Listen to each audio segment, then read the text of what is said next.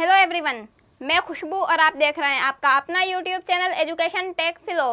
तो आज की वीडियो में मैं आपके लिए लेकर आई हूँ क्लास 9th का हिंदी का चैप्टर 4th, जिसका नाम है सांवले सपनों की याद। और इस कहानी के लेखक हैं जाबिर हुसैन। जाबिर हुसैन ने इस कहानी में संस्मरण लिखा है। जी हाँ, संस्मरण जैसा कि आप जानते हैं, अगर नहीं जानते तो मैं आपको बता देती हूँ। संस्मरण का अर्थ होता है पुरानी बातों को याद करते हुए लिखा गया लेख। तो इस कहानी में लेखक ने अपनी पुरानी बातों को याद करते हुए लेख लिखा है।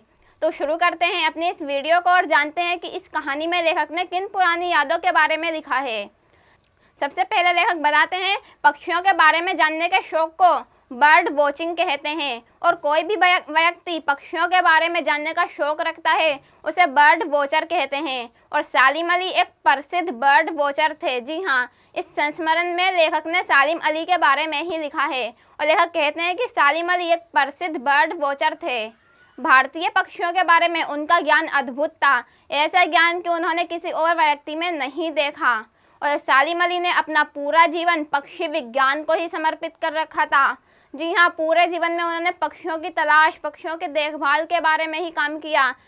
उन्होंने अपना पूरा जीवन पक्षियों को ही समर्पित कर रखा था। और आगे लेखक बताते हैं कि सालिम अली का जन्म सन 1896 में हुआ था तथा उनकी मृत्यु 1987 में हुई। और सालिम अली की मृत्यु के बाद लेखक के मन में जो दुख उमड़ा उसे ही उन्होंने यहाँ कलमबंद किया है। जी हाँ, कलमबंद करने का मतलब होता है लिखना। तो उसी दुख को लेखक ने यहाँ पर लिखा है। और इस संस्मरण में लेखक ने सालिम अली के जीवन, उनकी सादगी और उनकी लगन का सुंदर चित्रण किया है। और आगे लेखक बताते हैं कि सालिम अली की शव यात्रा के बारे में। जी हाँ, लेखक ने यहाँ सालिम अली की शव यात्रा के बारे में भी बताया है कि सालिम अली को उनके अधूरे सपनों के साथ बिना किसी रुकावट के अंतिम यात्रा पर ले जाया गया। अब आप सोच रहे होंगे अधूरे सपनों के साथ। जी हाँ, अधूरे सपनों के साथ, क्योंकि सालिम अली ने जो भी सपने देखे थे वह पूरे नहीं हो पाए थे। और उन सपनों के पूरे होने से पहले ही सालिम अली की मृत्यु हो गई थी। इसलिए लेखक कहते हैं कि सालिम अली को उनके अधूरे सपनों के साथ बिना किसी रुकावट के अंतिम यात्रा पर ले जाया गया। परंतु उनकी यह यात्रा जीवन की अन्य यात्राओं से अलग थी। जी हाँ, क्योंकि उन्होंने आज तक जो भी यात्रा की थी वो पक्षियों की खोज के लिए, पक्षियों के बारे में जानने के लिए ही की थी। परंतु इस वक्त वे दुनिया को अलविदा कह रहे थे, दुनिया से हमेशा के लिए जा रहे थे। इसलिए लेखक कहते हैं कि सालिम अली की यह यात्रा उनकी जीवन की बाकी यात्राओं से अलग थी।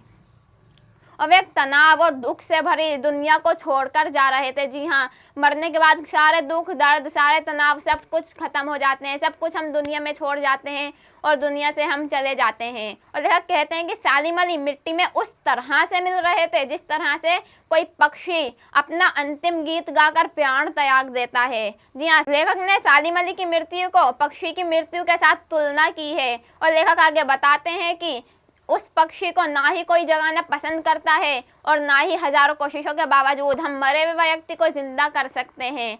जी हाँ, और आगे लेखक बताते हैं कि सालिम अली का कहना था कि लोग पशु पक्षी, जंगल और झरनों को प्रकृति की नज़र से ना देखकर इंसान के नज़रिए से देखते हैं, व्यक्ति आदमी के नज़रिए से देखते हैं। और एक आदमी की नज़र से देखने पर तो एक पक्षी के मधुर स्वर भी हमें रोमांचित नहीं कर सकता। जी हाँ, लेखक कहते हैं कि आदमी के नज़रिए से देखने पर एक पशु के मधुर संगीत, मधुर स्वर भी हमें रोमांचित नहीं कर सकता।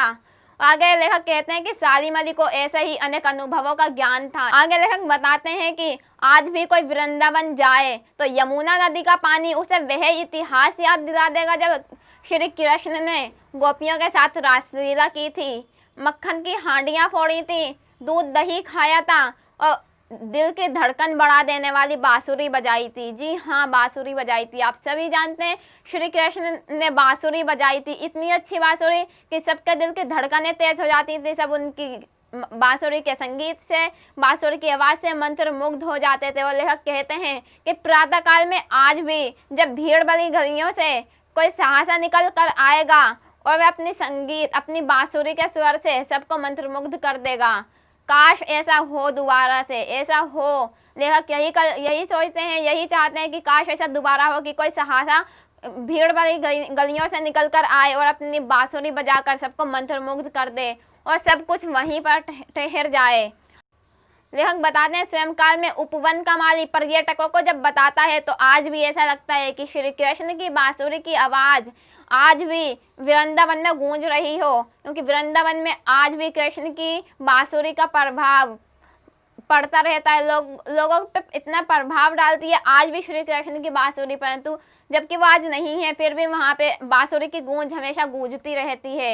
आगे लेखक पुरातन कथाओं में जाने से पहले एक दुबले पतले शरीर वाले सालिम अली के बारे में बताते हैं कि सालिम अली के जीवन के 100 वर्ष पूरे होने में ज़्यादा समय नहीं था, परंतु अनेक यात्राओं की थकान व कैंसर जैसी बीमारी ने उन्हें मौत की ओर भेज दिया। जी हाँ, सालिम अली की मृत्यु एक कैंसर के कारण हुई थी। और आगे लेखक कहते हैं कि उन्होंने अपने जीवन के अंतिम दिनों में भी पक्षियों की तलाश और उनकी देखभाल करनी नहीं छोड़ी। जी हाँ, सालिम अली अपने अंतिम दिनों में भी, अपने जीवन के अंतिम दिनों में अपनी मृत्यु से पहले भी पक्षियों की तलाश करते रहे और उनकी देखभाल करते रहे। आगे लेखक बताते हैं कि सालिम अली जैसा पशु प्रेमी उन्हें आज तक कहीं नहीं मिला।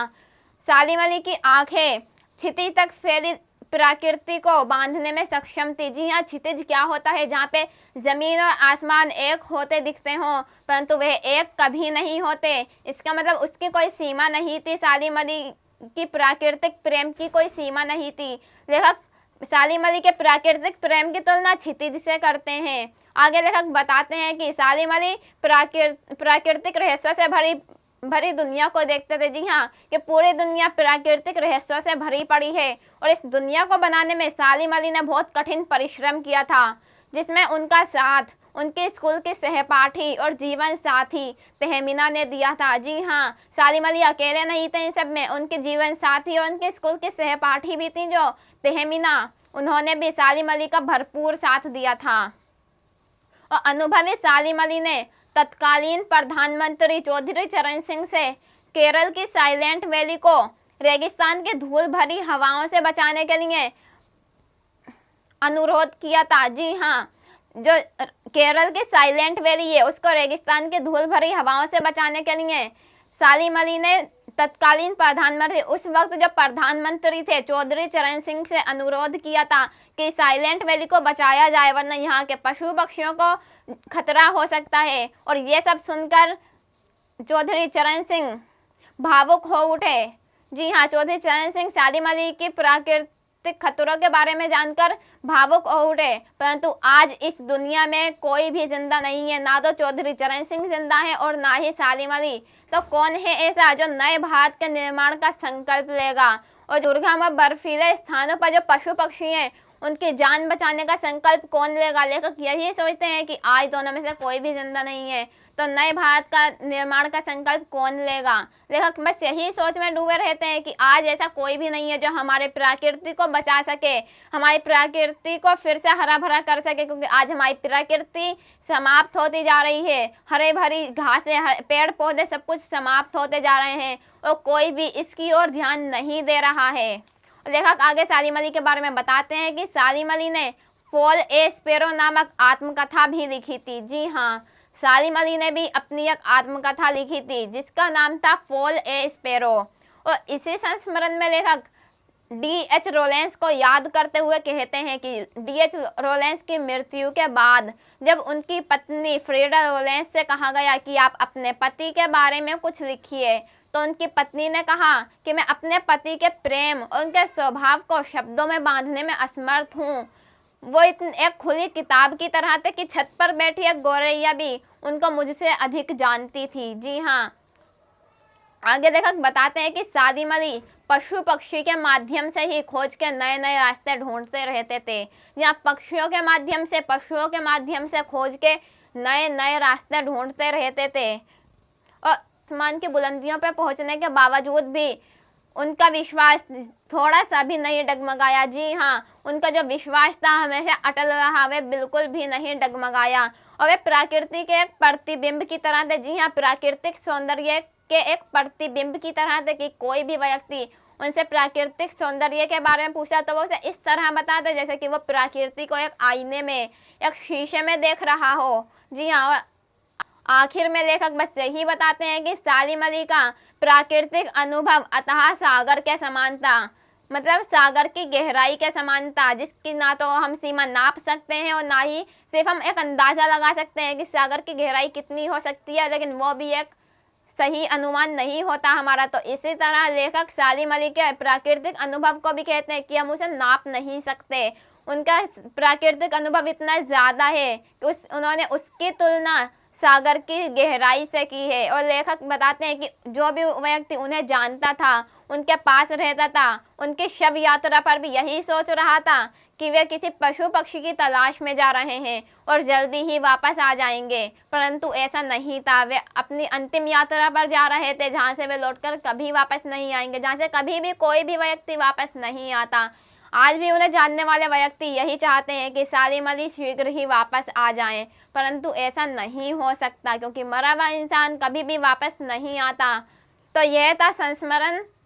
आपको समझ, आई होप आपको समझ आया होगा और आपको बहुत अच्छा लगा होगा। और हमें भी अपनी प्रकृति के बारे में जानने के लिए इच्छुक होना चाहिए, अपनी प्रकृति के बारे में जानना चाहिए, क्योंकि अगर प्रकृति समाप्त हो गई तो इस दुनिया में जीवन असंभव हो जाएगा। जब तक पेड़ पौधे हैं, पशु पक्षी हैं, हमारी जैव विविधता है, तब तक इस दुनिया में, इस धरती पर जीवन संभव है, अन्यथा जीवन संभव नहीं होगा। तो आई होप आप भी इस बात पे ध्यान देंगे कि हमें अपनी प्रकृति को बचाने के लिए प्रयास करने चाहिए। और इससे पहले के चैप्टर्स हमने बाकी की वीडियो में कवर कर लिए हैं। अगर आपने वो नहीं देखे तो नीचे डिस्क्रिप्शन में ऊपर कार्ड में आपको इनका लिंक मिल जाएगा। आप आसानी से वहां जाकर ये वीडियोस देख सकते हैं और समझ सकते हैं, क्योंकि ये आपके पेपर के लिए, आपकी नॉलेज के लिए बहुत ज़्यादा इम्पोर्टेंट है। क्योंकि हर स्टोरी, हर कहानी हमें कुछ ना कुछ ज़रूर सिखाती है और हमें हर रोज़ कुछ ना कुछ ज़रूर सीखना चाहिए। So thank you for watching education tech फिलो।